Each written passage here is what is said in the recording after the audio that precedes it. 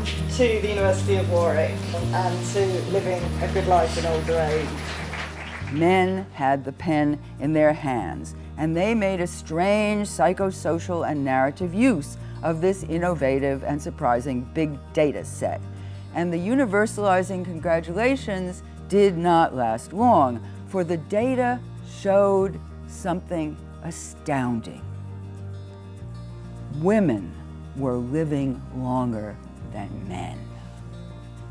But I really liked this description of it being anarchic and nomadic, because it kind of gives it a bit of a power. It gives it a kind of, yeah, this is what we're doing. You know, it's not, you know, oh, we're kind of getting on and no one really appreciates us. It's like we're anarchists.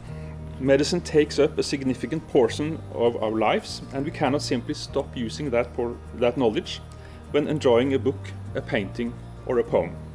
We can see the breakdown of her ability to write. This is a woman whose life was spent in education. We know that she loves language. So there's a real pathos to these moments. And it does strike me that as you watch it more, it becomes slightly jollier. You start to notice that actually, first of all, there are people who are talking about death, but there are also people who are talking about kind of positive memories and so on. But in the short term, loss of automation has really helped the labour market. You'll see there's plenty of work here, though it's either big and low skilled and often physical. Obviously I'm not saying this in the right accent. While aging, you learn to recognize yourself in your mother and in your time, at least parts of yourself. The solemn statement, all men are created equal, is an example of positive theories of equality that articulate what equality might mean without confronting these theories with the inequalities among the people they represent. Barthes responds to the threat of extinction in old age with a manifesto, quoting Proust's enjoinment to work while you still have the light. The representation of age is a figure of analogy, and after this last discovery, the hero can become a writer. Ellen tells us that it crawls up into her bed at night, as would a cat. But on the question whether the cats back on her childhood farm would do this, she replies that they would not sleep in the bed. When I first meet Ellen several months before the advent of the little one, she's walking the hallway day and night, dressed in overcoat and scarf, with her bags packed, searching for the way out. We continue to love. We can continue to love. And even when some of our analytic abilities begin to diminish, we seem to retain this capacity to love. And so we might be able to some extent meet this need, ourselves, even if our society lets us down. So your primary guiding in some of the value questions when you are exposed to this is emotion-based and not reason-based. In part, this is because they are somewhat tired of life, but the principal reason is that nothing, not even death, seems worse than the prospect of living in a broken body. Attempts to avoid aging are futile. They may result in the appearance of not having aged, but one risks ending up like Odette, looking beautiful but sterilized and embalmed. Typically, to Tolstoy, the latter days were particularly valuable, since they allow old people to detach themselves from their former being and enter into a state of mind out of time.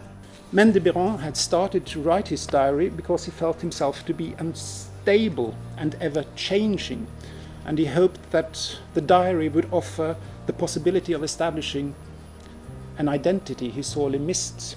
Evocative objects that the dementia patients are repeatedly drawn to and emotionally responding to could bear on unconscious significance that could offer carers insight about their inner state when we make efforts to uncover the hidden context. That we can perceive and understand and feel and long to the sun and feel that now we want to go to bed and rest.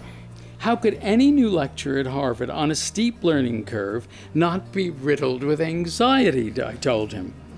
Even I knew that. I didn't have to go to the Harvard Sleep Clinic for that. Well, he said, you know, the competition in getting the job must produce a terrific amount of subconscious anxiety. I wanted a doctor who would help me to sleep, to hit the pillow and be out, not tell me that I was anxious. When we think about our health, we sort of have a little mental checklist that we like to go through. So we think to ourselves, well, I need to be eating fruit and vegetables 5 a day. I need to be exercising. I shouldn't smoke. But we don't think about our connections and our relationships. And that's just as important of a sort of pillar in our health.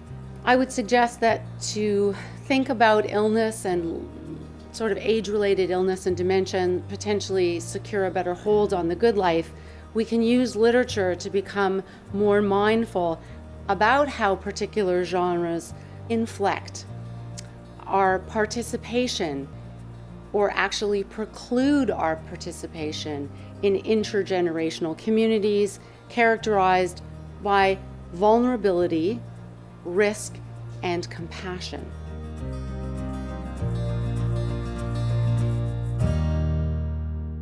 I have what I call the age card, and it says, it starts off by saying, you have just made an ageist or ableist remark.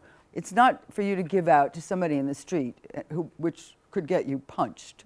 You know, it's to give to your students and then set up a way, well, and then just encourage them to notice ageist and ableist behavior around them, including in their dorms or in what they're writing on the internet.